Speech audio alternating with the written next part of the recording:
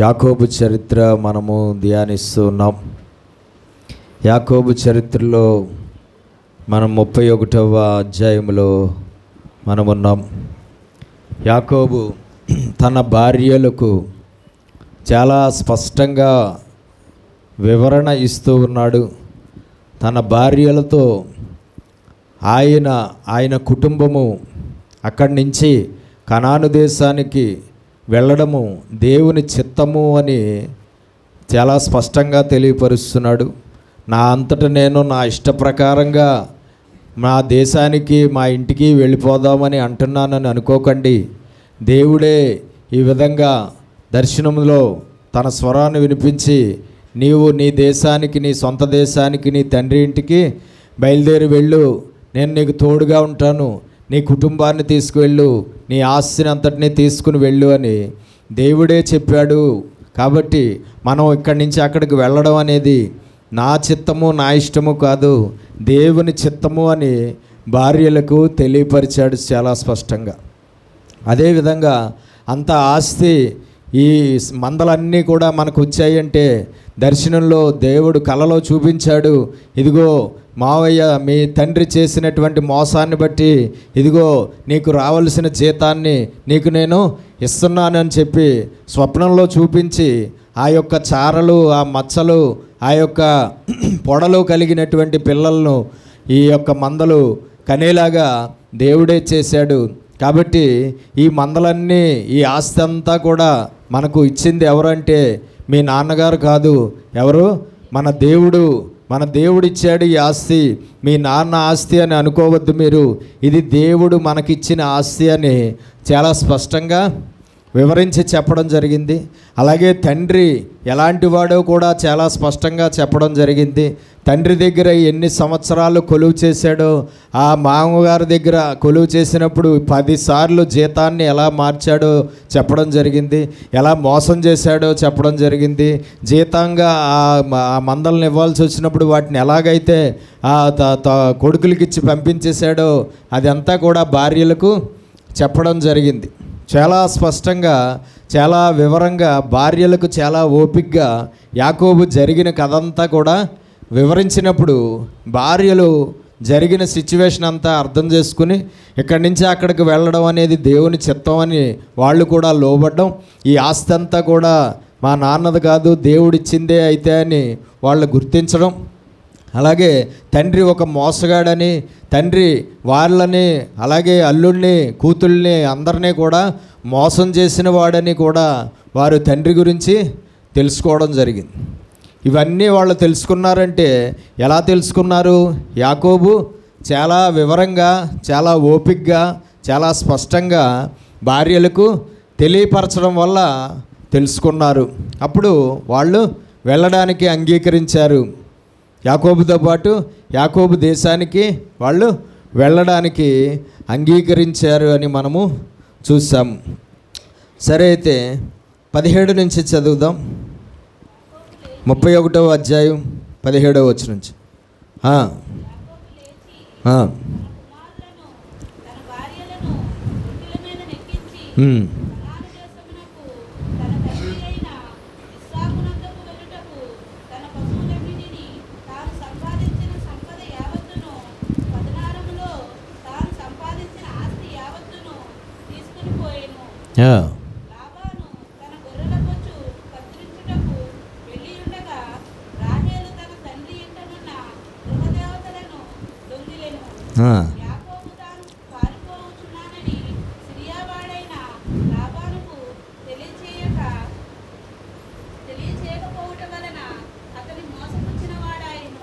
చూడండి, ఇక్కడ యాకోబు తన మామగారైనటువంటి లాబానుకు వెళ్ళిపోతున్నాము అని తెలియపరచకుండానే, లాబాను ఊళ్ళో లేని సమయంలో, లాబాను తన గొర్రెలకు బొచ్చు కత్తిరించే దినాలు వచ్చినప్పుడు వేరే ప్రదేశానికి ఆ గొర్రెలను తీసుకెళ్ళి బొచ్చు కత్తిరిస్తూ ఉండగా, ఆయన ఇంటి దగ్గర ఆయన లేని సమయంలో ఆ లాబానుకు చెప్పకుండానే యాకోబు ఏం చేశాడట?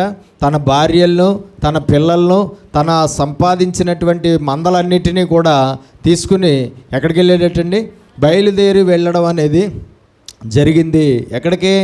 కనాను దేశానికి బయలుదేరి వెళ్ళడం అనేది జరిగింది. తన సంపద అంతా ఎంతైతే సంపాదించాడో ఆ సంపద యావత్తును తీసుకున్నాడు, పశువుల్ని తీసుకున్నాడు, అలాగే పద్దనరాములో సంపాదించిన యావత్తును కూడా తీసుకుని, భార్యలను తీసుకుని, పిల్లలను తీసుకుని ఒంటెల మీద ఎక్కించి బయలుదేరి వెళ్ళాడు.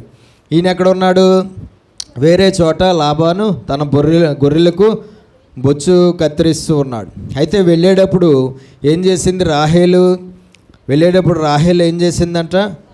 తన తండ్రి ఇంటనున్న గృహదేవతలను దొంగిలెను. ఏంటండి? తన తండ్రి ఇంట్లో ఉన్నటువంటి, తన తండ్రి పూజిస్తున్నటువంటి గృహదేవతలను పట్టుకుని వెళ్ళిపోయింది. దేవునికి స్తోత్రం కలుగునుగా. బైబిల్లో కొంతమంది చాలా మంచి భక్తులుగా ఉన్నవారే, కానీ కొన్ని సమయాల్లో కొన్ని పొరపాట్లు చేసి వాళ్ళు వారి ప్రాణాలు కోల్పోవడం అనేది జరిగింది. చూడండి, లోతు భార్య మనకు తెలుసు. ఆ లోతు భార్యకు ఆజ్ఞ ఏంటి? లోతు కుటుంబానికి ఆజ్ఞ ఏంటి? వెనక్కి తిరిగి చూడకుండా వెళ్ళిపోండి. ఏంటండి? వెనక్కి తిరిగి చూడకుండా వెళ్ళిపోండి అని అంటే, లోతు బాగానే వెళ్ళిపోయాడు. లోతు వెనక్కి తిరగకుండా బాగానే ప్రయాణం చేస్తున్నాడు. అలాగే లోతు పిల్లలు కూడా వెనక్కి తిరగకుండా, కూతుళ్ళు కూడా వెనక్కి తిరగకుండా వాళ్ళు కూడా ప్రయాణం చేస్తున్నారు. కొంచెం దూరం లోతు భార్య కూడా వెనక్కి తిరగకుండా ప్రయాణము చేసింది. కానీ తర్వాత దేవుడిచ్చిన ఆజ్ఞను అతిక్రమించి ఆమె వెనక్కి తిరిగి చూసింది. వెనక్కి తిరిగి చూడగానే ఆమె ఏమైపోయింది? అక్కడే ఉప్పు స్తంభం అయిపోయింది. ప్రాణాలు కోల్పోయింది. ఏమైందండి? ప్రాణాలు కోల్పోయింది. కాబట్టి లోతు కూతుళ్ళు సజీవులుగా ఉన్నారు, వేరే ప్రాంతానికి వెళ్ళారు, అక్కడ జీవించారు. కానీ లోతు భార్య మాత్రం ఆ రోజు చనిపోయింది. దేవుడు చెప్పినట్లుగా మనము చేయవలసిన అవసరం చాలా ఉన్నది. దేవుడిది చెప్పినట్లుగా చేయకపోతే ఒక్కొక్కసారి దాని పరిణామం ఎంతవరకు వెళ్తుందో తెలుసా? మన ప్రాణాలు కూడా పోయే అంతవరకు వెళ్తుంది. ఒక్కొక్కసారి మనం ప్రాణాలు పోతాయి. దేవుడు చెప్పినట్లుగా మనం చేయకపోతే మన ప్రాణాలు కూడా ఒక్కోసారి పోతాయి. దేవుడు చెప్పినట్లుగా చేయకపోతే మనకున్నదంతా మనం కోల్పోవలసి వస్తుంది. దేవుడు చెప్పినట్టుగా చేయకపోతే మన కుటుంబాన్ని కోల్పోవలసి వస్తుంది. దేవుడు చెప్పినట్టుగా చేయకపోతే మన ఆశీర్వాదాన్ని మనము కోల్పోవలసి వస్తుంది. కాబట్టి ఆ రోజు ఆ లోతు భార్య కూడా అలాగే చనిపోయింది. ఇక్కడ రాహేలు కూడా అలాగే ఒక పొరపాటు చేసింది. వెళ్ళిపోయినట్లు వెళ్ళాలి కదా. లేయా బాగానే వెళ్ళిపోయింది, ఇద్దరు దాసులు వాళ్ళు బాగానే వెళ్ళిపోయారు, పిల్లలు బాగానే వెళ్ళిపోయారు, యాకోబు గారు బాగానే వెళ్ళిపోయారు. ఆ గృహదేవతలు ఇవిడికి ఎందుకంటారు? ఎందుకు తీసుకుంది? ఎందుకు పట్టుకెళ్ళిందండి? చావడానికి పట్టుకెళ్ళింది. ఎందుకండి? ఇదే కారణము. రాహేలు దారిలోనే చచ్చిపోవడానికి కారణం ఇదే. ఏంటండి? రాహేలు చనిపోవడానికి కారణము ఇదే. ఎందుకంటే తర్వాత మాటల్లో చూస్తే యాకోబు అంటాడు, ఎవరైతే నీ గృహదేవతలను తీసుకొచ్చారో వాళ్ళు ఖచ్చితంగా చావవలసిందే అన్నాడు యాకోబు. ఆ మాటను వెంటనే దేవుడు ఏం చేశాడు? రూఢి చేసేసాడు. ఎవరి యొద్ద నీ దేవతలు కనబడునో వారు బ్రతకకూడదు అనగానే పైన ఆమేన్ అనేసాడు. ఎవరు? దేవుడు. అంతే. అది ఎవరి దగ్గర ఉన్నాయి? రాహేలు దగ్గర ఉన్నాయి. అందుకే యాకోబు మాట ప్రకారంగా ఆమె బ్రతకలేదు, చనిపోయింది. దేవునికి స్తోత్రం కలుగును. కొన్ని పనులు మనం చేస్తాం దేనికోసమో తెలుసా? చావడం కోసం. దేనికోసం అండి? చావడం కోసమే కొన్ని పనులు చేస్తాం. మనం బుద్ధిహీనులు అయిపోతాం అప్పటికప్పుడు. ఇంకా మరణం ఆ రోజు ఆ రూపంగా ఆ విధంగా మనకి రెడీ అయిపోయింది. ఇంక మనం అందులో వెళ్ళిపోతాం. చావడం కోసమే కొన్ని బుద్ధిహీనమైన పనులు చేస్తాం. చావడం కోసమే కొన్ని దేవునికి విరోధమైన పనులు చేస్తాం. చావడం కోసమే కొన్ని దేవుని ఆజ్ఞలను మనము అతిక్రమించడం అనేది జరగవచ్చు. కాబట్టి ఆ గృహదేవతలతో ఇవిడికి ఏంటి పని? ఆ బొమ్మలతో ఇవిడికి ఏంటండి పని?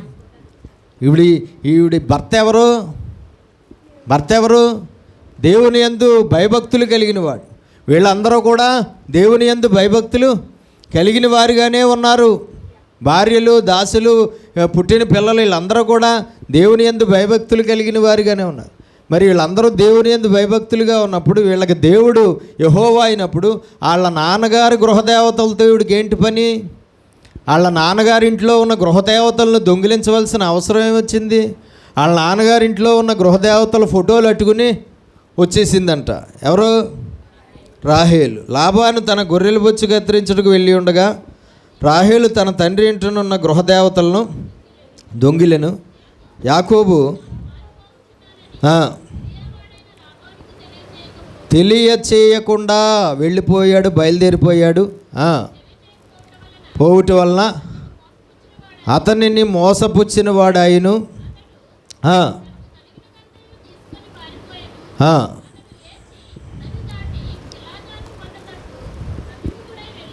వెళ్ళును. దేవునికి మహిమ కలుగునుగాక. హల్లెలూయా. ఈ విధంగా మరి లాబానుకు తెలియపరచకుండా, లాబాను మోసం చేసి, లాబానుకు చెప్పకుండా మొత్తానికి ఫ్యామిలీ అంతా, ఆస్తి, పిల్లలు, భార్యలు, ఒంటెలు ఏవైతే ఉన్నాయో వాటన్నిటినీ తీసుకుని వెళ్ళిపోయాడండి. వాటన్నిటిని తీసుకుని వెళ్ళిపోయాడు. వెళ్తా వెళ్తా రాహేల్ గారు ఆ గృహదేవతలను కూడా పట్టుకెళ్ళిపోయింది.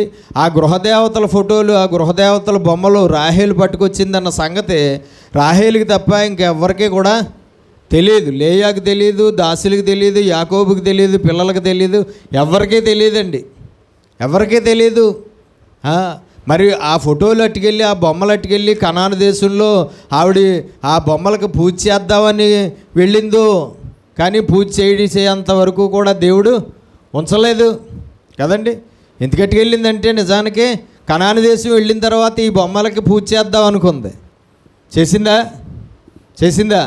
మధ్యలోనే హోమం అయిపోయింది. మధ్యలోనే ఏమైపోయిందండి. కాబట్టి చాలా జాగ్రత్తగా ఉండాలి.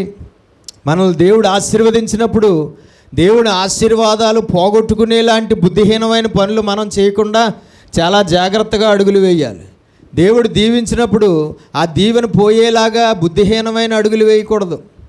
దేవుడు హెచ్చించినప్పుడు ఆ హెచ్చింపులో మనం కొనసాగేలాగా మనం అడుగులు వేయాలి. కానీ మళ్ళా ఎక్కడికైతే హెచ్చించాడో అక్కడి నుంచి మళ్ళా కిందకు పడిపోయేలాగా అడుగులు మనము వేయకూడదు. దేవుని కృపలో మనం ఉన్నప్పుడు ఆ కృప మనకు దూరం అయిపోయేలాగా మనం ప్రవర్తించకూడదు. దేవుడి దయ వల్ల మనం ఆయుష్మంతులుగా ఉన్నాం. దేవుడే ఆయుష్ను క్లోజ్ చేసేసేలాగా మనం ఆయన కోపం వచ్చే పనులు చేయకూడదు. ఎందుకంటే దేవుడు ఏదైనా చేయగలడు. దేవుడికి ఆనందం వచ్చిందంటే ఎన్నో ఆశీర్వాదాలు అయినా ఇచ్చేస్తాడు. దేవుడు కోపం వచ్చిందంటే ఒక్కొక్కసారి ఎంత మంచి భక్తుడు, ఎన్ని సంవత్సరాల నుంచి భక్తుడు, ఎంత ప్రార్థనాపరుడు, ఎంత బలమైన అభిషేకం ఉన్నటువంటి వాడు, ఎంత గొప్పగా నన్ను ఇంతకాలము సేవించిన వాడు అని కూడా చూడడం. ఒక్కోసారి ఆయన కోపం వచ్చిందంటే వాడు ఎంత తోడైనా సరే ఆ సమయంలో వాడి ప్రాణాలు తీసేయాలని ఒకవేళ ఆయన డిసైడ్ అయిపోతే తీసేస్తాడు. వాడు ఎంత గొప్పవాడైనా సరే. బైబిల్లో అలాంటి వాళ్ళని మనం చాలామందినే చూసాం. బైబిల్లో మహాభక్తులుగా ఉన్నటువంటి వారినే దేవుడు ఒక్కొక్క సమయంలో చాలా ఒకే ఒక కారణంతో టక్కని వాడిని ప్రాణాలు తీసేయడం అనేది మనం చూసినటువంటి దాంట్లో బైబిల్లో బోల్డ్ ఉన్నాయి. కాబట్టి మనం చాలా జాగ్రత్తగా ఉండాలి. దేవుడి ద్వారా మనకు దొరుకుతున్న వాటిని మనం చాలా జాగ్రత్తగా కాపాడుకోవాలి. దేవుడి ద్వారా మనం పొందుకున్న వాటిని మనం చాలా జాగ్రత్తగా పోగొట్టుకోకుండా కాపాడుకోవాలి. అజ్ఞానం ఏలడానికి వీల్లేదు, అవివేకం ఏలడానికి వీల్లేదు, బుద్ధిహీనత పనిచేయడానికి వీల్లేదు, వివేచన లేకుండా అడుగులు వేయడానికి వీల్లేదు. శపితమైనటువంటిది ఎందుకు ఈవిడ ఎవరో ఆశీర్వదించబడినవాడు. యాకోబుకు భార్య అవగానే ఏమైంది? ఈవిడి ఆశీర్వదించబడిన స్త్రీ అయ్యింది. మళ్ళా ఆ తండ్రి యొక్క బొమ్మలను పట్టుకుని వెళ్ళగానే ఏమైంది? శపించబడిపోయింది. ఏమైందండి? ఆశీర్వాదం పోయింది, శాపం తెచ్చేసుకుంది. ఆ శాపం వల్ల ఆమెకు వచ్చిందేంటి? మరణము. ఆ శాపం వల్ల ఏమొచ్చిందండి? మరణము వచ్చింది. దేవునికి స్తోత్రం కలుగునుగా. కాబట్టి చాలా జాగ్రత్తగా ఉండాలి. అయితే కొండల తట్టు అభిముఖుడై వెళ్ళను. 22 యాకోబు 3 రోజుల తర్వాత తెలిసింది లాబానుకు యాకోబు వెళ్ళిపోయాడని.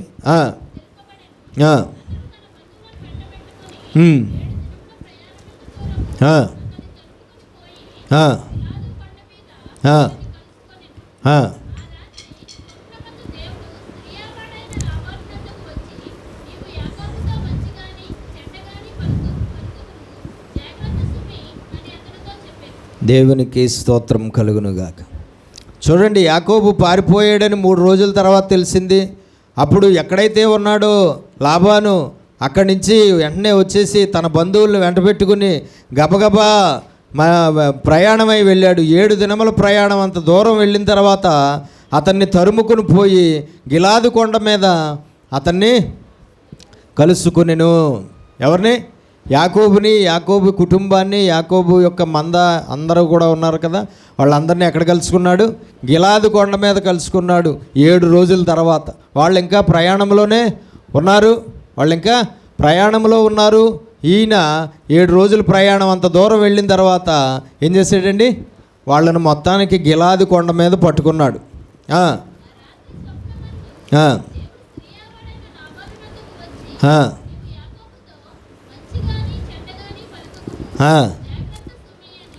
కరెక్ట్గా మరుసటి రోజు ఉదయం యాకోబుని కలుసుకుంటాడు అనగా ముందు రోజు రాత్రి లాబానికి ఒక స్వప్నం వచ్చింది. ఆ కలలో దేవుడు ఒక వార్నింగ్ ఇచ్చాడు. ఎవరికి? లాబానికి వార్నింగ్ ఇచ్చాడు. ఇదిగో జాగ్రత్త, యాకోబు జోలికి వెళ్ళొద్దు.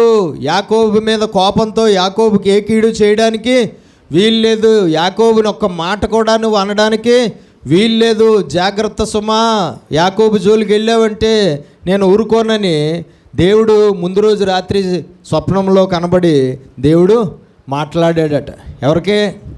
ఎవరికి? లాబానుతో చెప్పాడు. ఈ లెక్కన మనకు అర్థమవుతుంది ఏంటంటే యాకోబు దేవుడి దృష్టిలో ఎంత ఇష్టడుగా ఉన్నాడో మనకు తెలుస్తుంది కదా. లాబాను తరుముకుని వచ్చాడంటే 7 రోజులు ప్రయాణం చేసి తరుముకు వచ్చాడంటే చాలా కోపంగా ఉన్నాడు. ఎవరి మీద? యాకోబు మీద చాలా కోపంగా ఉన్నాడు. చెప్పా పెట్టకుండా కుటుంబాన్ని, కూతుళ్ళని, మనవరాల్ని మొత్తం వీళ్ళందరినీ తీసుకుని, ఆస్తి అంతా తీసుకుని చెప్పా పెట్టకుండా వెళ్ళిపోయాడని చాలా కోపంగా ఉన్నాడు.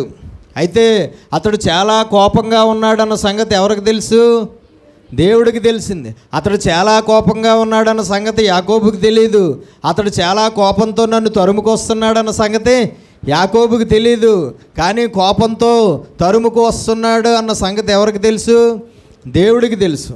ఆ కోపంతో ఏదైనా కీడు యాకోబుకి తలపెడతాడని ఎవరికి తెలుసు? దేవుడికి తెలుసు. యాకోబుకి ఏ కీడు జరగకుండా ఉండాలన్నది దేవుని చిత్తం. యాకోబుకి లాబాను వల్ల ఏ కీడు జరగకూడదు. యాకోబుకి లాబాను వల్ల ఏ చెడు జరగకూడదు. ఎందుకంటే అతడు చేస్తున్న పని అతడి ఇష్టప్రకారంగా చేస్తున్న పని కాదు. అతడు ప్రయాణమై వెళ్ళిపోయింది అతడి ఇష్టప్రకారంగానా కాదు, దేవుడి చిత్త ప్రకారంగానే అతడు ప్రయాణమై వెళ్తున్నాడు. కాబట్టి ఏ మాత్రము లాబాను వల్ల అతడికి కీడు ఎదురవ్వకూడదంటే ఏం చెయ్యాలి? మామూలుగా వేరే మనిషి ఎవడన్నా వచ్చి చెప్తే ఆలకించడం. అందుకని ఎవరు వచ్చి చెప్పారు? డైరెక్ట్గా దేవుడే వచ్చి చెప్పాడు, జాగ్రత్త, యాకోబు జోలికి వెళ్ళొద్దు, జాగ్రత్త, యాకోబుతో నువ్వు కనీసం ఒక్క తిట్టు కూడా నువ్వు తిట్టడానికి వీల్లేదు. ఒక మంచి మాట కానీ ఒక చెడ్డ మాట కానీ నువ్వు పలకడానికి వీల్లేదు. అతనికి ఏ కీడు తలపెట్టడానికి వీల్లేదు. అతని జోలికి వెళ్ళావా జాగ్రత్త సుమి అని ముందు రోజు కల్లో ఎప్పుడైతే ఇచ్చాడో ఏమయ్యాడండి లాబాను? వెంటనే భయము కలిగింది. యాకోబుకి దేవుడు తోడుగా ఉన్నాడన్న సంగతి అర్థమైంది. యాకోబు జోలికి వెళ్ళావంటే యాకోబు దేవుడు ఊరుకోడు అని అర్థమైంది. యాకోబు మీద ఉన్న కోపాన్ని నేను వ్యక్తపరిచి ఆ కోపంతో ఏ కీడు చేసినా దానికి చాలా ఎక్కువ రెట్లు కీడు మళ్ళా నేను ఆ యాకోబు దేవుడి వల్ల నేను అనుభవించాలి అని లాబానికి అర్థమైంది. అందుకనే పొద్దున్న వెళ్ళిన తర్వాత రాత్రి ఇచ్చిన వార్నింగ్ జ్ఞాపకం ఉండి సైలెంట్ అయిపోయాడు. రాత్రి దేవుడిచ్చిన వార్నింగ్ జ్ఞాపకం ఉండి ఏమైపోయాడండి? సైలెంట్ అయిపోయాడు. దేవునికి స్తోత్రం కలుగునుగాక. హల్లెలూయా. చూడండి, తనను ఎవరైతే ప్రేమిస్తున్నారో, ఆయనకి ఎవరైతే మంచి భక్తులుగా ఇష్టలుగా ఉంటారో వారికి ఎప్పుడూ కూడా ఏ కీడు జరగకుండా దేవుడు కాపుదల ఖచ్చితంగా ఉంటుంది.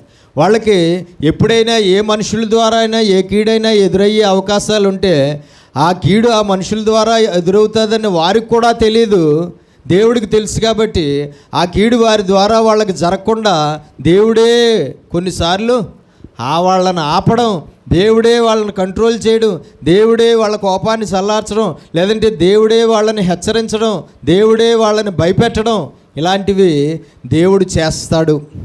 ఎవరు చేస్తారండి? దేవుడు చేస్తాడు. ఎందుకంటే నేను మీ పక్షంగా ఉండి ఏం చేస్తానని చెప్పింది వాక్యంలో, యుద్ధము చేస్తాను అన్నాడు. ఏమన్నాడు? నేను మీ పక్షంగా ఉండి యుద్ధములు చేస్తాను. దేవుడు మన పక్షంగా ఉండి పోరాటం చేస్తాడు. దేవుడు మన పక్షంగా ఉండి కాపాడుతాడు. దేవుడు మన పక్షంగా ఉండి రక్షిస్తాడు. దేవుడు మన పక్షంగా ఉండి మనల్ని తప్పిస్తాడు, విడిపిస్తాడు. అందుకనే దేవుడు మన పక్షమున ఉండగా మనకు విరోధి ఎవడు అని ఉంటుంది బైబిల్లో. దేవుడు మన పక్షంగా ఉండగా విరోధి ఎవరు? దేవునికి స్తోత్రం కలుగు. దేవుడు కలలు, స్వప్నాలు, దర్శనాలు అనే వాటిని చాలా బాగా ఎక్కువగా వాడుకుంటూ ఉంటాడు. దర్శనాలు, స్వప్నాలు ఇవన్నీ ఎవరికి వస్తాయి? దేవుడికి వస్తాయా లేకపోతే మనుషులకు వస్తాయా? ఎవరిస్తారు? దేవుడు ఇస్తాడు.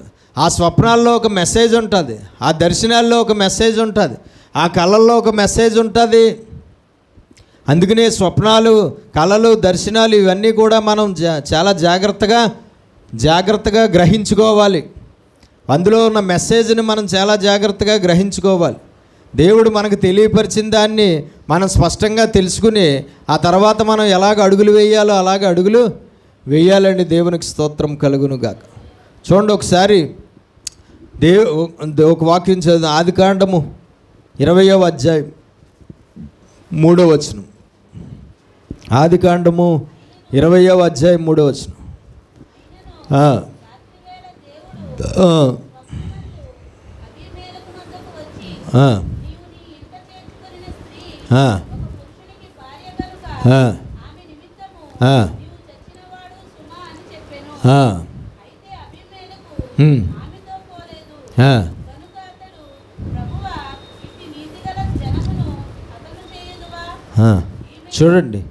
చూడండి అక్కడ మనం చూస్తుంటే దేవుడు అబీమెలెకు అనే అన్య రాజుకు ఒకరోజు స్వప్నంలో కనబడి ఒక వార్నింగ్ ఇస్తున్నాడు. ఏమని వార్నింగ్? ఏమనిచ్చాడు వార్నింగ్ అక్కడ? నీవు నీ ఇంట చేర్చుకున్న స్త్రీ ఒక పురుషునికి భార్య గనుక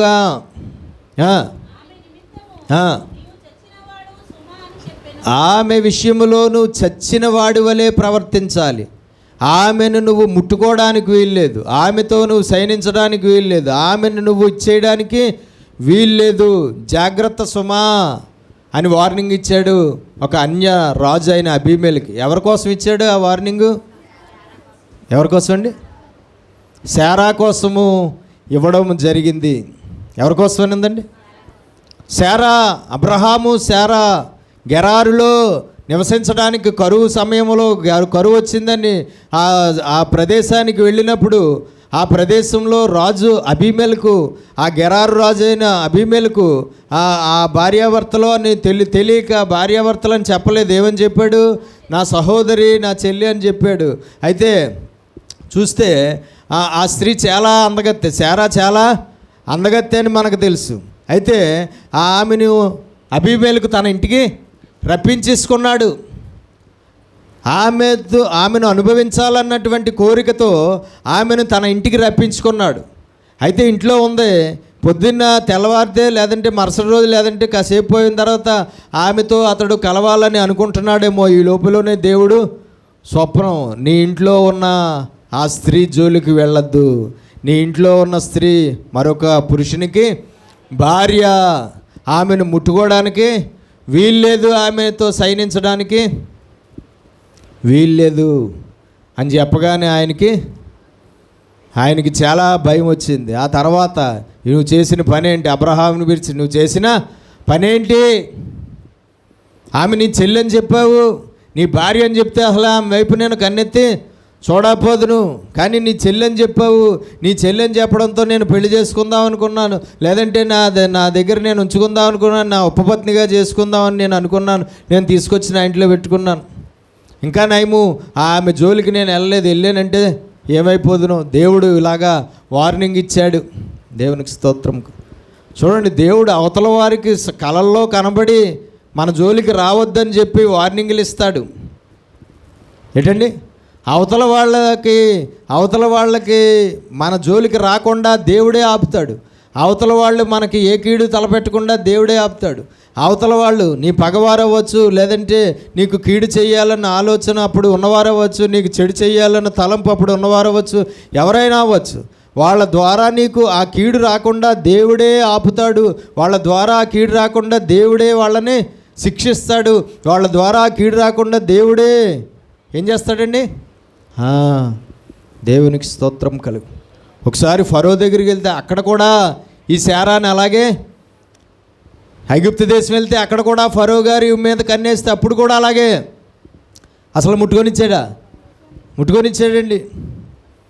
చూడండి, వాళ్ళ ఆయన గారు కాపలా కాయలేదు ఆవిడికి. ఎవరు కాపలా? దేవుడు.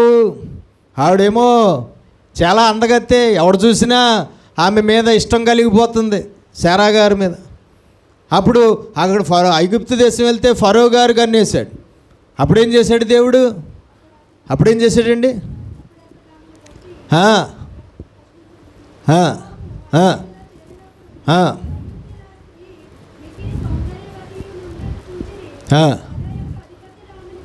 ఫరో యొక్క అధిపతులు ఆమెను చూసి చాలా అందగత్తాడు బాబు, మన ఊరికి వచ్చింది, ఓ ఫ్యామిలీ వచ్చారు, చాలా అందంగా ఉందని ఫరోకి చెప్తే ఫరో ఇంటికి నా దగ్గరికి తీసుకురండి ఆమెను అని అన్నీ రాజు కదా ఆజ్ఞాపిస్తాడు.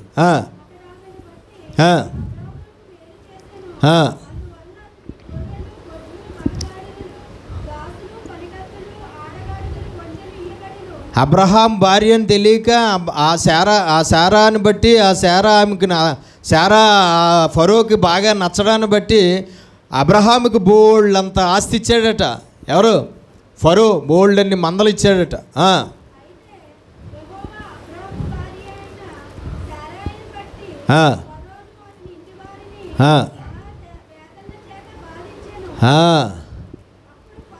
ఆ ఫరో ఇంటి వారిని ఈ శారాను తీసుకొచ్చి అతని ఇంట్లో పెట్టుకున్నందుకు, శారాను అతడు అనుభవించాలన్న ఆలోచన కలిగి ఉన్నందుకు దేవుడు ఏం చేశాడట? ఫరో ఇంటి వారిని అందరినీ మహావేదనల చేత శిక్షించాడట. ఏం చేశాడు? మహావేదనలు కలగజేశాడు. ఇంకా ఆమెతో ఇతడు వెళ్ళకముందే మహావేదనలు కలగజేశాడండి. ఎవరికి? ఫరో ఇంటి వారికి. అప్పుడు వెంటనే ఫరో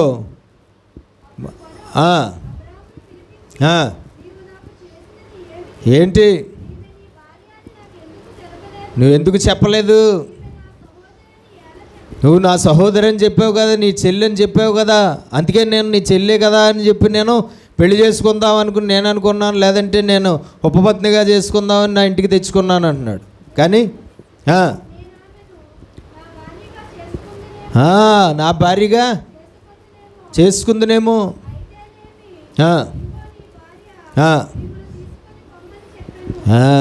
చూసారండి ఎంత అద్భుతంగా దేవుడి సెక్యూరిటీ ఎలా ఉందో చూసారా? ఎవరు ముట్టుకోనివ్వలేదు శారాని. శారా మీద చాలామంది కన్నేశారు, కానీ ఆ కాలంలో శారాని ఎవరు ముట్టుకోనివ్వలేదండి. మహారాజులను సైతము దేవుడు ముట్టనివ్వలేదు. ఎందుకంటే అబ్రహాము అంటే దేవుడికి ఎంతో ఇష్టం, శారా అంటే దేవుడికి ఎంతో ఇష్టం. వాళ్ళిద్దరూ ఎంతో దేవునికి ప్రియులైన వారు కాబట్టి వాళ్ళని కాపాడవలసిన బాధ్యత దేవుడిదే, వాళ్ళని రక్షించవలసిన బాధ్యత దేవుడిదే. కరువు కారణంగా ఒకసారి ఐగుప్తు దేశం వెళ్తే అక్కడ ఫరో గారి దగ్గర ఈ ఇబ్బంది ఎదురైంది.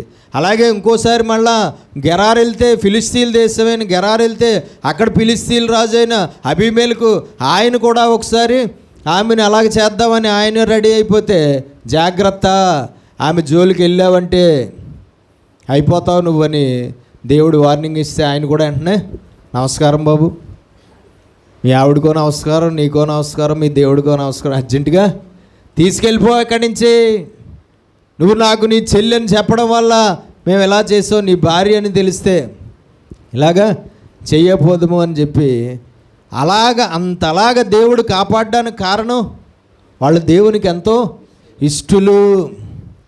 వారు దేవునికి ఎంతో ఇష్టలు. వాళ్ళకి దేవుడు తోడుగా ఉన్నాడు, వాళ్ళకి దేవుడు సమీపంగా ఉన్నాడు, వాళ్ళు దేవుణ్ణి ఎంతో బాగా విశ్వాసంతో సేవిస్తున్నారు. కాబట్టి వారిని కాపాడవలసిన బాధ్యత దేవుడిదే. దేవుడు మనల్ని కాపాడేవాడిగా ఉన్నాడు. ప్రతి క్షణము, ప్రతి సమయంలోనూ, ప్రతిరోజు, ప్రతి విషయంలోనూ మనల్ని ఆయన కాపాడేవాడు. దేవుడు మనల్ని కాపాడకపోతే దుష్టుడు ఎప్పుడో మన మీద దాడి చేసి మనల్ని మింగేసును. దురాత్మలు ఎప్పుడో మన మీద దాడి చేసి మనల్ని మింగేసును. మనుషులైతే ఇంక చెప్పుకోదు, ప్రాణాలతోనే. దేవుడు తోడుగా లేకపోతే మనుషులైతే ఏం చేస్తారట?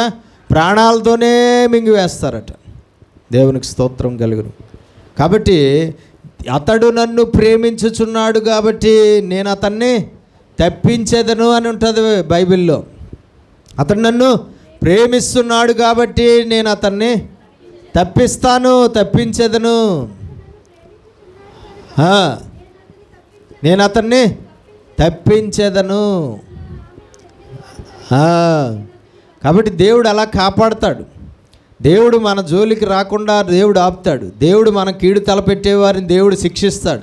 దేవుడు మనకి హాని చెయ్యాలనుకున్న వారికి వాళ్ళు మనకు చెయ్యాలనుకున్న హాని వాళ్ళకే వచ్చేలాగా దేవుడు చేస్తాడు. వాళ్ళ చేతుల్లోంచి మనల్ని తప్పిస్తాడు. వాళ్ళ చేతుల్లోంచి మనల్ని రక్షిస్తాడు. వాళ్ళ చేతుల్లోంచి మనల్ని విడిపిస్తాడు. వాళ్ళ చేతుల్లోంచి మనల్ని కాపాడుతాడు.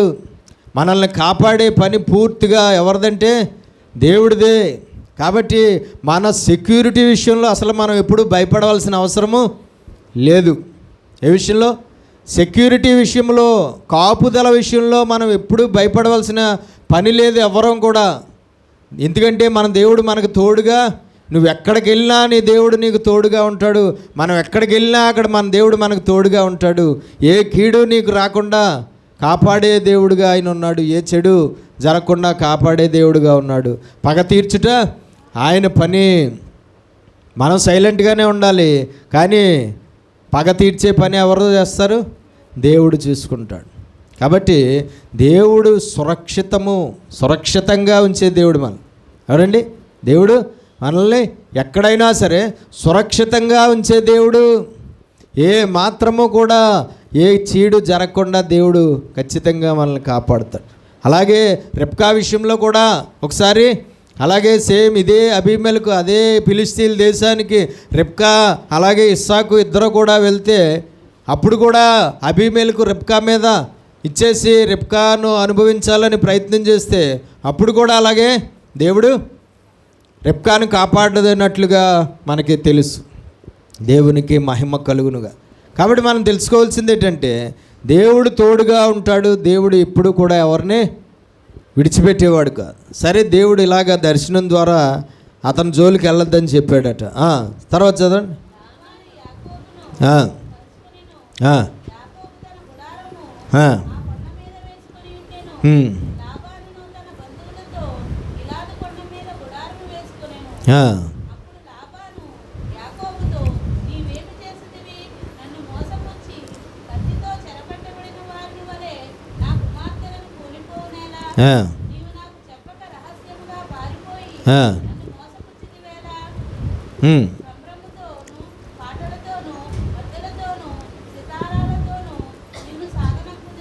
నన్ను ఎందుకు మోసం చేసావు?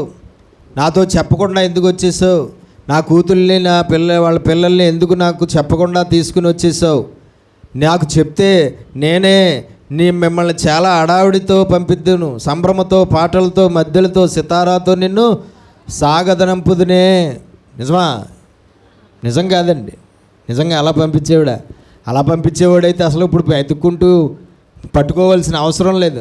ఫోన్లే వెళ్తున్నారు కదా, ఫోన్లే చెప్పి వెళ్తేటి, చెప్పకపోతే వెళ్తేటి, మనకి ఇవన్నీ మిగిలినాయి, ఖర్చు మిగిలిందని చెప్పి ఇంకా సంతోషపడు. కాబట్టి అతడు అబద్ధం ఆడుతున్నాడు. నిజంగా అతన్ని పంపించాలన్న ఉద్దేశము లేదు.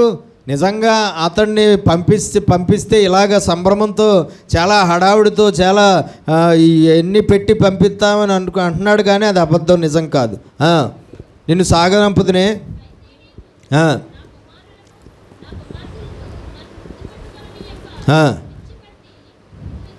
పిచ్చి పట్టి ఇట్లు చేసేవు నువ్వు. నా కుమారులు, వాళ్ళ పిల్లలు, నా మనవాళ్ళు మనవరాళ్ళు, వీళ్ళందరినీ కూడా నేను చూసుకోకుండా, నేను వాళ్ళని ముద్దు పెట్టుకోకుండా, నేను వాళ్ళని ఇచ్చేసుకోకుండా నువ్వు ఇలా పిచ్చి పట్టినట్లు తీసుకుని వచ్చేసేవేంటి అని అంటున్నాడు. మీకు హాని చేయడం నాకు చేతనవును. అయితే ముందు రోజు రాత్రి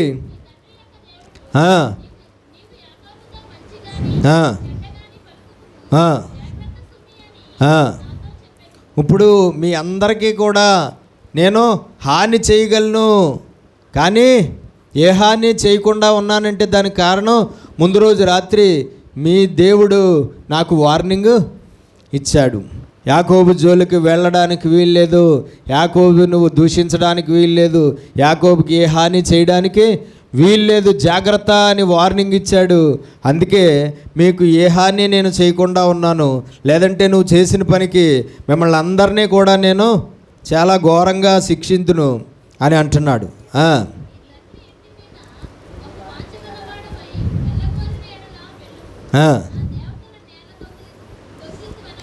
నువ్వు నీ తండ్రి ఇంటికి వెళ్ళాలనుకుంటే వెళ్ళు, కానీ నా దేవతలను ఎందుకు దొంగిలించావు?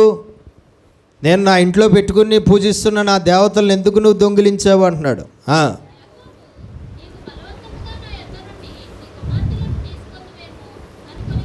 యాకోబు అంటున్నాడు, ఒకవేళ నేను నీకు చెప్పి వెళ్తే కనుక నువ్వు నా భార్యలను నాకు ఇవ్వకుండా నీ కుమార్తెలు నువ్వు ఒకవేళ తీసేసుకుంటావేమో, ఉంచేసుకుంటావేమో అని భయపడి నువ్వు లేని టైం చూసి నేను బయలుదేరి వచ్చేసాను అని యాకోబు అంటున్నాడు.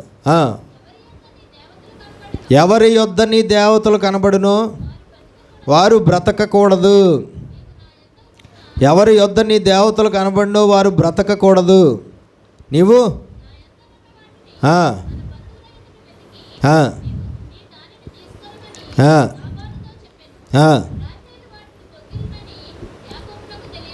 యాకోబుకు తెలియదు పాపం. ఏమని? రాహేలు దొంగిలించిందన్న సంగతే, రాహేలు దొంగతనంగా ఆ బొమ్మలు పట్టుకుని వచ్చేసిందన్న సంగతి యాకోబుకి తెలియదు. యాకోబుకి తెలుసుంటే ఆ మాట అంత త్వరగా అనాపోదుడు. ఎందుకంటే అసలు ఈవిడ గారు చాలా ప్రియమైన ప్రియురాలు. ఎవరో రాహేలు చాలా ఇష్టమైన భార్య.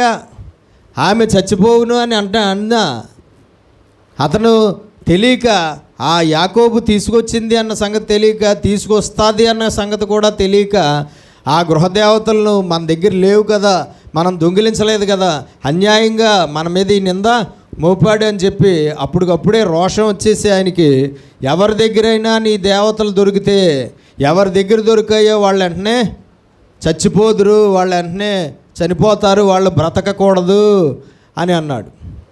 ఈయనేమో వెంటనే ఆ మాట అనగానే ఆయనేమో ఆమేన్ అనేసాడు. ఎవరో దేవుడు ఆమేన్ అనేసాడు.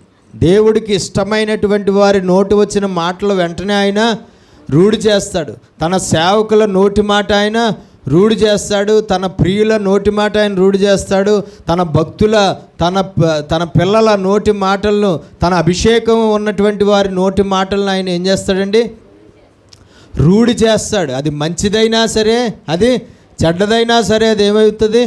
రూఢి అయిపోతుంది, ఖాయమైపోద్ది, ఓకే అయిపోద్ది వెంటనే. కాబట్టి తెలియక పాపం ఎవరి దగ్గర ఉంటే వాళ్ళు చచ్చిపోదురు కాక అన్నాడు.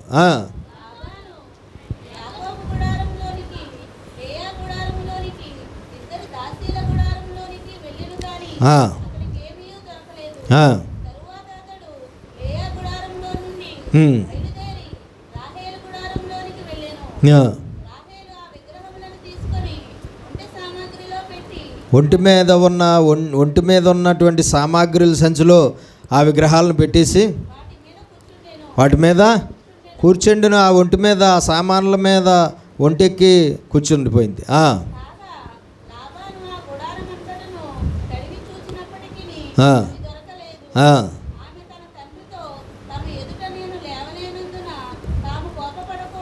నాన్న, నేను ఈ ఒంటి మీద కూర్చున్నాను, ఈ సామాన్లు నా కింద ఉన్నాయి, నేను లేవలేకపోతున్నాను, ఎందుకంటే నేను కడగా ఉన్నాను. నేను కడగా ఉన్నాను కాబట్టి నేను లేవలేను, కాబట్టి నువ్వు కోప్పడద్దు అంటుంది. అబద్ధం ఆడింది. అప్పుడైనా ఆమె అయ్యో మా నాన్న వీటి కోసం వచ్చాడు, వీటి కోసం నా భర్త ఒక అపనింద మోయవలసి వచ్చింది, నేను తీసుకొచ్చాను, పోనీ వీటిని అడుగుతున్నాడు కాబట్టి నాన్న నేనే తెచ్చాను, తెలియక తెచ్చాను, పొరపాటుని తెచ్చాను, ఏమనుకోద్దు, ఇగో పట్టుకెళ్ళిపో అని ఇచ్చేసి బాగుండండి, ఇచ్చేసి బాగుండు, బతుకును కదా, ఇచ్చేసి ఏమోను చావకుండా బ్రతుకును. కానీ ఏం చేసింది పెద్ద ప్లాన్ వేసింది. ఆ గుడారంలో, ఆమె గుడారంలో ఉన్న ఆ బొమ్మలు గబగబా వాళ్ళ గుడారాలను ఎతుకుతున్నాడు నాన్న. ఈ లోపల ఈవిడ గుడారంలో ఉన్న బొమ్మలు తీసుకొచ్చేసింది. ఒంటి మీద పెద్ద సామాన్ల మూట ఉంది, గబగబా ఆ సామాన్ల మూటలోకి ఈ బొమ్మలు పెట్టేసింది. ఆ మూట మీద ఎక్కి కూర్చుంది. ఒంటి మీద మూట మీద ఈవిడ కూర్చుంటే దాని నాన్న దగ్గరికి వచ్చాడు. వస్తే దిగలేకపోతున్నాను నేను, నా కింద ఉన్న మూట నువ్వు ఎతకడానికి నేను దిగలేను, ఎందుకంటే నేను కడగా ఉన్నాను కాబట్టి నేను దిగలేను, నాకు కోప్పడద్దంటే నిజమేనేమో అనుకుని ఆ మూట ఒకటి చెక్ చేయలేదు. ఆ ఒంటి మీద ఉన్న మూట ఏం చేయలేదు, మూట చెక్ చేయకుండా మొత్తం గుడారాలు ఇంకా మిగతా సామాన్లు అన్నీ చూసుకున్నాడు. కానీ ఎక్కడ ఉంది, ఇక్కడే ఆవిడ కిందే ఉంది.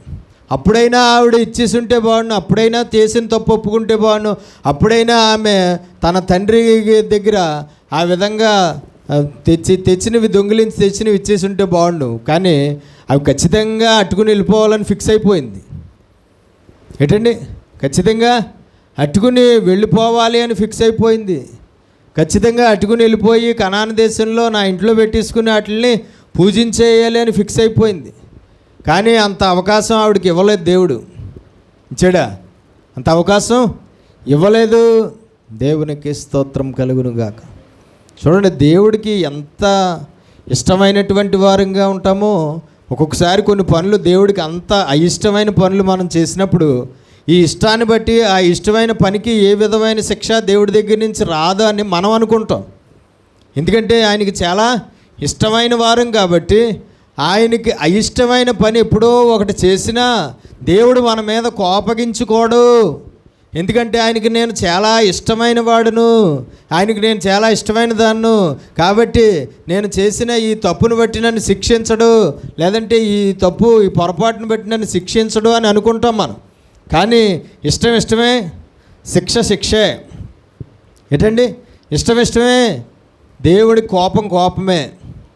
దావీదంటే చాలా ఇష్టం, కానీ దావీదు పాపం చేసినప్పుడు ఊరుకున్నాడా? ఊరుకోలేదు. దావీదు చేసిన పాపాలకి డబల్ శిక్ష అతడు అనుభవించేలాగా దేవుడు చేశాడు. కాబట్టి ఎంత ఇష్టమైన వారమైనా సరే దేవుడికి కోపం వచ్చేలాగా ఎప్పుడూ మనం ప్రవర్తించడానికి వీల్లేదు. ఇష్టం వల్ల కోపం తగ్గిపోతుంది, ఇష్టం వల్ల శిక్ష రాదు, ఇష్టం వల్ల ఈ దేవుడు క్షమించేస్తాడు అని అనుకుంటే అది అజ్ఞానమే. ఎంత ఇష్టమైనా సరే కోపం వచ్చేలాంటి పని చేసావంటే దాని శిక్ష అనుభవించవలసిందే. ఆ కోపానికి దేవుడి దగ్గర నుంచి వచ్చిన శిక్ష నువ్వు ఖచ్చితంగా అనుభవించవలసిందే. తప్పించుకోవడం అనేది ఎవరికి సాధ్యము కాదు. దేవునికి స్తోత్రం కలుగునుగాక. అయితే ఆ విధంగా ఆ నాన్నతో అబద్ధం చెప్పి మరీ ఆ బొమ్మలను దొంగిలించింది.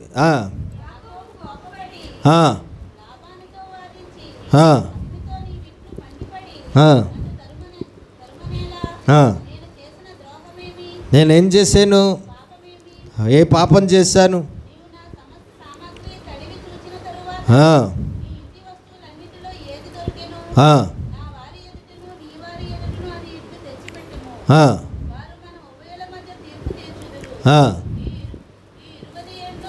ఈ 20 సంవత్సరాలు నేను నీ యొద్ద ఉంటిని,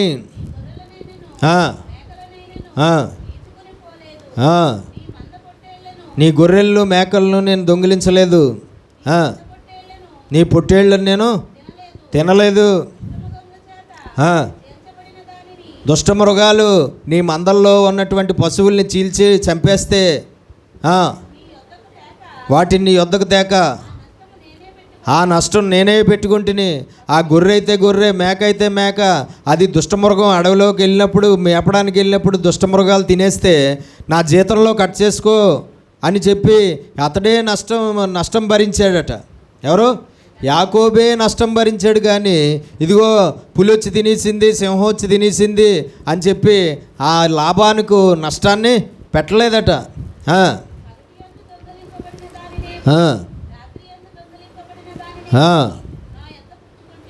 నేను ఎవరైనా నీ మందల్లో ఉన్న గొర్రెలను కానీ మేకలను కానీ వాటిని ఎవరైనా పగలు కానీ రాత్రి కానీ దొంగిలిస్తే ఆ నష్టం కూడా నేనే పెట్టుకున్నాను. నేను ఎవరో వచ్చి పట్టుకుని వెళ్ళిపోయారు, దొబ్బేశారు, దొంగతనం చేశారని కూడా నీకు చెప్పలేదు. ఆ నష్టాన్ని కూడా నేనే పెట్టుకుని దాని ఖరీదు నా జీతంలో తగ్గించుకోమని చెప్పాను.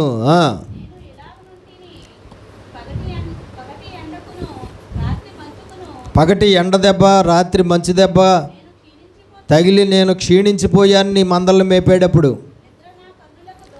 నిద్ర అనేది పట్టేది కాదు. నీ మందలను మేపుతున్న సమయంలో నేను అసలు నిద్రపోలేదు. నీ దగ్గర కొలువు చేసిన సమయంలో నిద్రపోలేదు. 20 సంవత్సరాలు నీ దగ్గర ఉన్నాను. 14 ఏళ్ళేమో నీ అతనికి భార్యలుగా ఉన్నటువంటి వారి కోసం అంటున్నాడు. 6 ఏళ్ళు నీ మందల నిమిత్తము, 6 ఏళ్ళు మొత్తం 14, 6, 20 ఏళ్ళు నీ దగ్గర నేను కొలువు చేసి తిని. అయినను నీవు నా జీతం 10 మార్లు మార్చావు. 10 సార్లు జీతం మార్చాడు. పైకి కాదు, కిందకే. 10 సార్లు జీతం. అసలు ఎవరిదైనా జీతం పైకి పెరుగుతూ ఉంటుంది, కానీ ఈయన జీతం అయ్యేది కిందకే పెరుగుతూ వచ్చేది. 10 సార్లు నా జీతాన్ని నువ్వు మార్చావు. 20 సంవత్సరాలు నీ దగ్గర ఉన్నాను. 10 సంవత్సరాలు, ప్రతి 2 సంవత్సరాలకు ఒకసారి నా జీతం నువ్వు తగ్గించేసావు. అయినా సరే నేను నీ దగ్గర కొలువు చేశాను.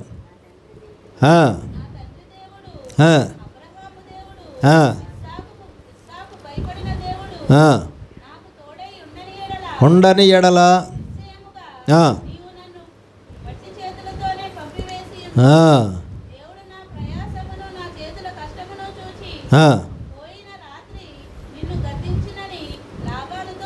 దేవుడు నాకు తోడుగా ఉన్నాడు కాబట్టి నేను ఆ 20 ఏళ్ళు నీ దగ్గర క్షేమంగా ఉన్నాను. నీ ద్వారా నాకు ఏ అపాయము కలగలేదు. దుష్ట మృగాల వల్ల ఏ అపాయము కలగలేదు. నువ్వు జీతాలు అన్నిసార్లు మార్చినా సరే నేను అలాగ నీ దగ్గర ఉన్నాను. దేవుడు నాకు తోడుగా ఉండబట్టి ఈరోజు ఇంత ఆస్తి నాకు వచ్చింది. ఒకవేళ దేవుడు నాకు తోడుగా ఉండకపోతే ఇప్పుడు నేను వెళ్ళిపోయేటప్పుడు నన్ను ఉట్టి చేతులతో పంపించేవాడు. కానీ ఇప్పుడు నాకున్న ఇదంతా కూడా నువ్వు నాకు ఇచ్చింది కాదు.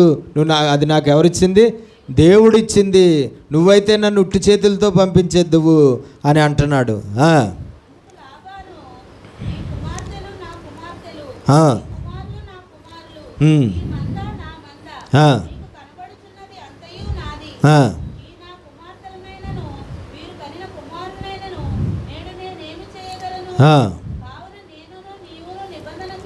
మనిద్దరం నిబంధన చేసుకుందాం రా అంటున్నాడు.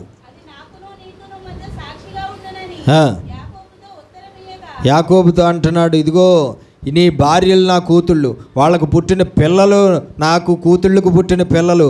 ఇదిగో ఈ మందంతా నీ దగ్గర ఉన్న ఈ మందంతా, ఈ పశువులన్నీ కూడా నాయి. ఇప్పుడు నువ్వు పట్టుకెళ్తున్న ఇదంతా కూడా నాది.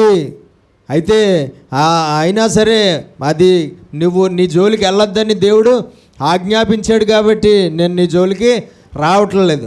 అయితే ఒక నిబంధన చేసుకుందాం రా మన ఇద్దరం అని ఒక నిబంధన చేసుకున్నారు. ఒక రాయి ఆ పక్కనే ఉంటే ఆ రాయిని ఒక స్తంభంగా నిలబెట్టాడు.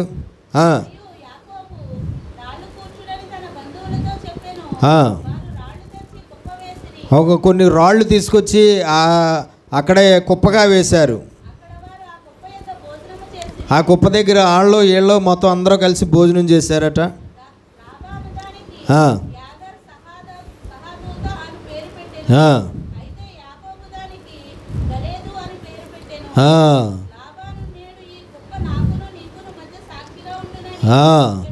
అందుకనే దానికి ఏమనుంది అక్కడ పేరు కింద? సాక్షి కుప్ప. ఏంటండి? ఆ స్తంభము, ఆ రాళ్ల కుప్ప ఏంటి? వాళ్ళిద్దరికీ మధ్యలో సాక్షిగా ఉన్నటువంటిది. గలేదను పేరు పెట్టెను. ఉండగా చెప్పెను గనుక దానికి మిస్పా అను పేరు పెట్టెను. అప్పుడే ఆ మిస్పా అనే పేరు వచ్చింది. ఆ తర్వాత కాలంలో మిస్పా అనేది చాలా ప్రాముఖ్యమైన ప్రదేశంగా మనకి కనబడడం అనేది మనం చాలా గ్రంథాల్లో చూడొచ్చు. ఇక్కడే ఈ సమయంలోనే ఆ ప్రదేశానికి మిస్పా అని పేరు పెట్టారు.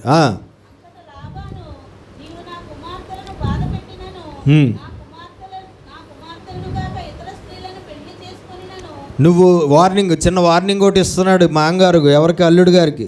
ఇదిగో నువ్వు వెళ్ళు, నువ్వు ఇదంతా కూడా తీసుకుని వెళ్ళిపో, నీ జోలికి నేను రాను, ఎందుకంటే నీ దేవుడు నన్ను హెచ్చరించాడు. అయితే నీవు నా కుమార్తెలను బాధ పెట్టినను, ఆ కనాను దేశం వెళ్ళిన తర్వాత నువ్వు నా కూతుళ్ళని బాధ పెట్టినను, నా కుమార్తెలను గాక ఇతర స్త్రీలను పెళ్లి చేసుకున్నాను, నా ఇద్దరు కూతుళ్ళు కాక వాళ్ళ దాసులను కాక నువ్వు వేరే వాళ్ళని ఆ కనాను దేశంలో ఎవరినైనా పెళ్లి చేసుకున్నా చూడుము, మన యొద్ద ఎవరునూ లేరు కదా, దేవుడే సాక్షి అని చెప్పాను.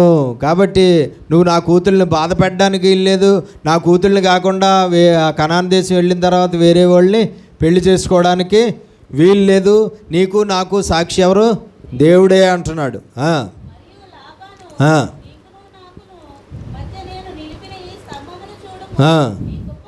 ఈ స్తంభము ఈ కుప్ప చూడు, ఇదే సాక్షి. నేను ఎప్పుడు కూడా ఈ కుప్ప దాటి నీకు హాని చేయాలని, ఈ కుప్ప దాటి నీ దగ్గరికి నేను రాను, నువ్వు నాకు ఏ హాని చేయకుండా నువ్వు నా దగ్గరికి రాకుండా ఈ కుప్ప దాటి నువ్వు రాకూడదు నా దగ్గరికి, నేను కూడా ఈ కుప్ప దాటి నీ దగ్గరికి రాను. ఈ స్తంభము సాక్షి.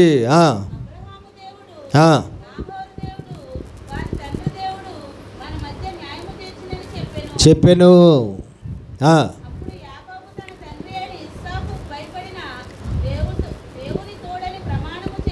దేవుడు పేర ప్రమాణం కూడా యాకోబు చేశాడు. ఎవరికి? లాబానుకు. ఆ కుప్ప ఆ స్తంభం సాక్షి. ఈ స్తంభం ఆ కుప్ప దాటి అతను రాకూడదు యువతలకి, అలాగే ఇతను కూడా దాటి అవతలకి వెళ్ళకూడదు, ఏ హాని చేయడానికి అవతలకి వెళ్ళకూడదు.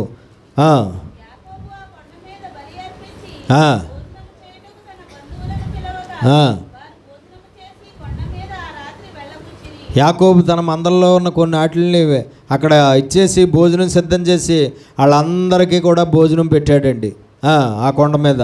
ఆ రాత్రి అంతా కూడా వీళ్ళు అందరూ కూడా అక్కడే ఉన్నారు.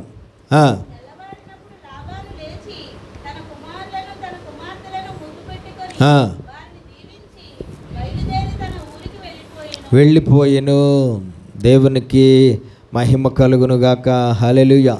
ఆ విధంగా మరి 20 సంవత్సరాల క్రితం దేవుడే లాబాను దగ్గరికి పంపించాడు.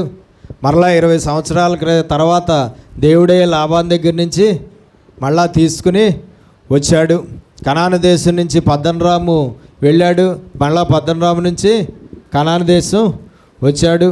20 సంవత్సరాల క్రితం ఈయన వెళ్ళేటప్పుడు ఒంటరిగా వెళ్ళాడు. ఇప్పుడు ఒక ఫ్యామిలీ కాదు 4 ఫ్యామిలీలు వేసుకుని వెనక్కి వచ్చాడు. అలాగే వెళ్ళేటప్పుడు ఒంటరిగా వెళ్ళి ఏ ఆస్తి లేదు అతనికి, కానీ వచ్చేటప్పుడు చాలా ఆస్తిపరుడుగా ఉండి వచ్చాడు. దేవుడు ఆ 20 సంవత్సరాలు అక్కడ అతడు పనోడే లాబాను దృష్టికి, కానీ అతడు ప్రస్తుతం ఎవడు? ఐశ్వర్యవంతుడు. లాబాను దృష్టికి పనోడే, కానీ ఇప్పుడు అతడు లాబాను కన్నా ఎక్కువ ఐశ్వర్యము కలిగిన వాడుగా ఉన్నాడు. యాకోబు భక్తి, యాకోబు విశ్వాసం, యాకోబు నమ్మకము, యాకోబు పట్ల ఉన్న దేవుని ప్రణాళిక, వీటన్నిటినీ బట్టి ఆ 20 ఏళ్ళు కూడా అక్కడ దేవుడు తోడుగా ఉన్నాడు. అతనికి పని చేయడానికి శక్తినిచ్చాడు. అతని దగ్గర కొలువు చేసినప్పుడు, అతని దగ్గర వెట్టి చాకరీ చేసినప్పుడు దేవుడు సహాయం చేశాడు. దుష్టమృగాలు చేతిలో అతని ప్రాణాలు పోకుండా దేవుడు కాపాడాడు. అలాగే కుటుంబాన్ని ఇచ్చాడు, పిల్లల్ని ఇచ్చాడు. దేవుడి చిత్తంలో ఎంతమంది సంతానం ఉన్నారో అంతమంది సంతానాన్ని దేవుడు ఇవ్వడం జరిగింది. అలాగే బోళ్ళంత ఆస్తి ఇవ్వడం జరిగింది, బోళ్ళంత ఐశ్వర్యం ఇవ్వడం జరిగింది. మళ్ళీ దేవుడు తన ప్రణాళిక చొప్పున తిరిగి వచ్చేయని ఆజ్ఞాపించాడు. ఆ వచ్చేటప్పుడు కూడా లాబాను ద్వారా ఎటువంటి ఆటంకం ఎదురవకుండా లాబాను కూడా దేవుడే అడ్డగించాడు. మరి క్షేమంగా అక్కడి నుంచి వాళ్ళు బయలుదేరి వచ్చేలాగా దేవుడు సహాయం చేశాడు. లాబాను ఆ తెల్లారిన తర్వాత ఇంకా వెనక్కి వెళ్ళిపోయాడు. చాలా ఆవేశంగా వెళ్ళాడు. బంధువులందరినీ తీసుకుని చాలా ఆవేశంగా వెళ్ళాడు యాకోబు సంగతి తేల్చేద్దామని.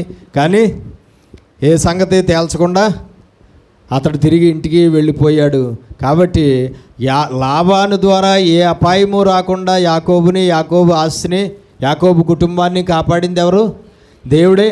అలాగే కనాను దేశం వెళ్ళిన తర్వాత అతని అన్నయ్య యాసావు అక్కడ రెడీగా ఉన్నాడు.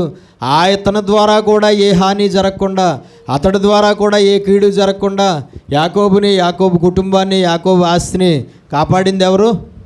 దేవుడే. మనకు విరోధంగా ఎవరు లేచినా, ఎంతమంది లేచినా, ఎప్పుడెప్పుడు లెగిచిన వారిని అందరినీ కూడా, మనకు విరోధంగా లేచిన వారిని అందరినీ కూడా ఎప్పటికప్పుడు దేవుడే ఏం చేస్తాడు? దేవుడే ఆపుతాడు. ఒక్కొక్కసారి మనం చేసిన ఎదవ పనులు బట్టి దేవుడే మనకు విరోధుల్ని లేపి మన మీదకి పంపించి మనల్ని వాళ్ళ చేతులకి అప్పగించేస్తాడు. రెండు ఆయనే చేస్తాడు. ఆ పని చేసేది ఆయనే, ఈ పని చేసేది ఆయనే. అయితే ఆయన ఆ పని చేయడానికి, అప్పుడు ఆ పని చేయడానికి, ఇప్పుడు ఈ పని చేయడానికి కారణం ఎవరంటే మనమే. మనం దేవునికి యాకోబులాగా ప్రియులంగా ఉంటే ఎప్పుడైనా ఎక్కడైనా దేవుని కాపుదల ఖచ్చితంగా ఉంటుంది. దేవుడు క్షేమం ఖచ్చితంగా మనకు ఉంటుంది. దేవుడు మనల్ని సురక్షితంగా ఉంచుతాడు. దేవుడు ఏ హాని, ఏ అపాయము, ఏ కీడు, ఏ చెడు జరగకుండా ఎప్పటికప్పుడే దేవరాత్రులు కంటికి రెప్పవలే కాపాడుతాడు. ఎట్టి పరిస్థితుల్లోనూ కూడా అనుమానము లేదు. కాబట్టి మనము దేవుని కృపలో సురక్షితంగా ఉన్నాము, ఉండబోతున్నామని మనం ఎప్పుడు కూడా నమ్మాలి. నమ్మి విశ్వాసంతో అడుగులు వేయాలి. మరి ఆ విధంగా మరి పద్దనరాము నుంచి ఆయన బయలుదేరి రావడం అనేది జరిగింది. ఆ తర్వాత స్టోరీ ఏం జరిగిందో మనము చూద్దాం. తర్వాత ప్రార్థన చేసుకుందాం. పరిశుద్ధుడా, ప్రేమ కలిగిన మా ప్రియ పరలోకపు తండ్రి, నీ శ్రేష్టమైన ఘనమైన నామమును బట్టి మీకు స్తోత్రాలు అయ్యా. ఇంతవరకు నీవు మాకు బోధించిన నీ వాక్యాన్ని బట్టి స్తోత్రాలు. విన్న వాక్యం విడిచిపెట్టేవారిగా ఉండి మమ్మల్ని మేము మోసం చేసుకోకుండా విన్న వాక్యాన్ని అర్థం చేసుకుని అనుసరించి జీవించే జీవితాలు మాకు దయచే. యాకోబు చరిత్రలో దేవా తండ్రి మరి జరిగినటువంటి విషయాలు దేవా తండ్రి నాయన మేము దేవా నేర్చుకోవడానికి సహాయం చేస్తాం అయ్యా. ఎంతో క్షేమంగా నీ చిత్త ప్రకారంగా యాకోబు కుటుంబం, యాకోబు ఆస్తి అయ్యా పద్దనరాము నుంచి దేవా తండ్రి నాయన మరి దేవా తండ్రి కనాను దేశం రావడానికి సహాయం చేస్తావు దేవా తండ్రి నాయన. చెడు చేయాలని దేవా తండ్రి, కీడు చేయాలని, హాని చేయాలని కోపంతో బయలుదేరినటువంటి వారిని కూడా, లాబాన్ని కూడా నువ్వు అణిచివేశావు, హెచ్చరించావు, భయపెట్టావు. అతడు ఏ కీడు యాకోబుకి చేయకుండా అతన్ని అణిచివేశావు తండ్రి. నీకు వందనాలు చెల్లిస్తున్నాం. యాకోబు నీ చిత్తాన్ని నెరవేరుస్తున్నాడు. యాకోబు నీ ఆజ్ఞను నెరవేరుస్తున్నాడు. యాకోబు 20 సంవత్సరాల తర్వాత నీ చిత్త ప్రకారంగా నువ్వు ఇచ్చినటువంటి కుటుంబాన్ని, నువ్వు ఇచ్చిన ఆస్తిని తీసుకుని మళ్ళా నువ్వు దేవా తండ్రి నీ సొంత దేశానికి వచ్చేయమని ఆజ్ఞాపిస్తే ఆ సొంత దేశానికి వచ్చేయడానికి బయలుదేరాడు ప్రభువా. నాయన 20 సంవత్సరాలు కూడా యాకోబుకు నువ్వు తోడుగా ఉన్నావు. 20 సంవత్సరాలు యాకోబుని క్షేమంగా ఉంచు. 20 సంవత్సరాల్లో యాకోబుని బహుగా ఆశీర్వదించావు. 20 సంవత్సరాల్లో యాకోబుని బహుగా హెచ్చించావు, దీవించావు, ఘనపరిచావు. నీ మహా కృపకు దేవా అతడు పాత్రుడయ్యాడు ప్రభువా. నీకు వందనాలు. అతన్ని ప్రభువా నువ్వు క్షేమంగా దేవా తండ్రి కనాను దేశానికి తోడుకు వచ్చినందుకు వందనాలు తండ్రి. ఆయన యాకోబు చరిత్రలో ఇంకా ఏ సంఘటనలు అయితే జరిగాయో అన్నీ కూడా మేము నేర్చుకోవడానికి సహాయం చేసి యాకోబులాగా నీకు ఇష్టమైన వారుగా, యాకోబులాగా నీకు ప్రియులైన వారుగా, యాకోబులాగా నీకు నీ ఆశీర్వాదాలకు వారసులు అయ్యేవారుగా మేము ఉండడానికి మాకును సహాయం చేయమని యేసు పరిశుద్ధ నామమున ప్రార్థన అడిగి వేడుకుంటున్నాం పరమ తండ్రి. ఆమేన్.